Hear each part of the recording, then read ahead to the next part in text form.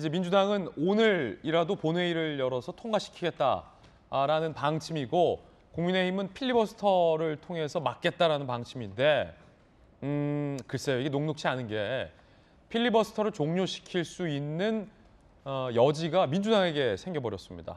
당초에는 권성동 원내대표가 합의하기 전까지는 정의당은 당론이 반대였는데 권 원내대표가 이걸 합의하고 돌아오고 나서 정의당이 찬성으로 바뀌었습니다. 그렇기 때문에 민주당과 정의당의 의석수면 국민의힘이 필리버스터를 하면 언제든지 종료시킬 수가 있습니다.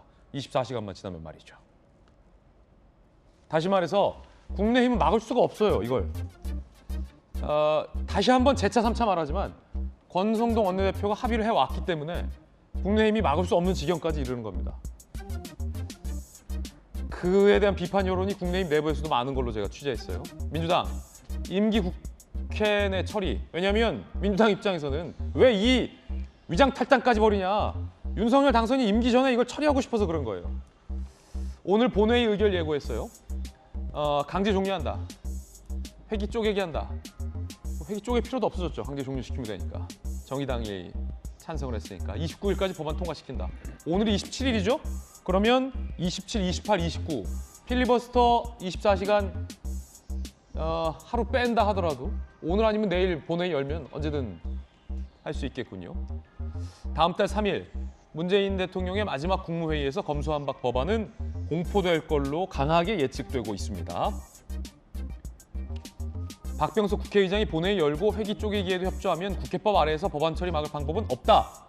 자, 정의당도 지금 권 원내대표와 박홍근 원내대표가 합의한 그 합의안, 나름 중재안에 찬성한다는 입장으로 바뀌었습니다.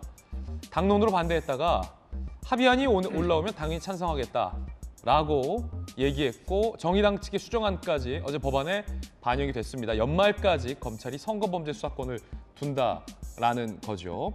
필리버스터는 힘을 잃을 걸로 보입니다. 이재명 기자, 이제 뭐 국회 절차에서 너무 잘하니까 국민의힘에서는 어제 필리버스터로 막겠다 했는데 없잖아요. 못 막죠? 막을 수 없게 됐다고 봐야죠. 그러니까 회기 쪼개기를 할 필요는 없다는 건 결국은 이제 필리버스터를 강제 종료하려면 국회의원 의석수의 5분의 3이 180석이 필요합니다. 근데 지금까지는 정의당이 물론 검수완박법 내용보다는 절차에 반대했었죠. 그렇게 강행 처리하고 그렇게 힘으로 밀어붙이는 데 반대했기 때문에 정의당이 필리버스터의 종료에 찬성하지 않을 것이다. 그러면 결국은 민주당만으로는 필리버스터 종료시킬 수 없었는데 지금 정의당이 결국은 얘기한 것처럼 합의안이 만들어졌죠. 어쨌든 간에 권성동 원내대표가 사인한 합의안이 있고 중재안이 있기 때문에 거기에 대해서 이제 찬성한다고 돌아섰기 때문에 그러면은 굳이 회기 쪼갤 필요가 없고 검수완박을 반대하는 정당들의 가장 강력한 무기였던 본회의를 통과 못 시키게 하는 무기 중에 하나가 필리버스터였는데 민주당이 혼자 종결할 수가 없으니까 그 무기가 완전히 없어졌다. 이렇게 봐도 되는 겁니다. 정의당이 찬성하면서 이제 필리버스터 종료될 텐데 일단 물론 안건마다 필리버스터 할 수 있습니다. 근데 법이 지금 두 개의 법이 있는 거지. 형사소송법과 검찰청법이 있기 때문에 필리버스터 2번 할 수 있습니다. 그런데 필리버스터는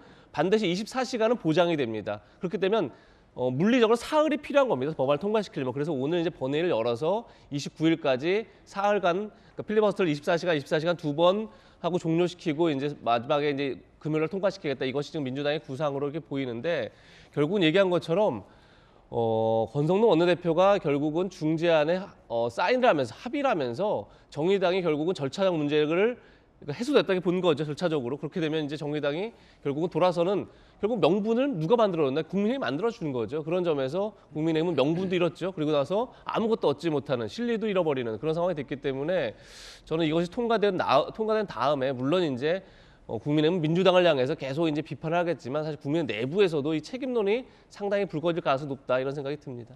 자, 결국 이 강행 처리가 될 걸로 보이는 빠르게 안건 조정위도 무력화하면서 꼼수 탈당까지 동원되면서 굴러가는 이 검수완박 바퀴 국민들은 어떻게 바라볼지 앞서서 뭐 참여연대와 그리고 여러 변호사협회, 검찰, 법원까지 지금 반대를 하고 있는 그 상황인데 OECD도 검수완박에 대해서 우려를 표했습니다.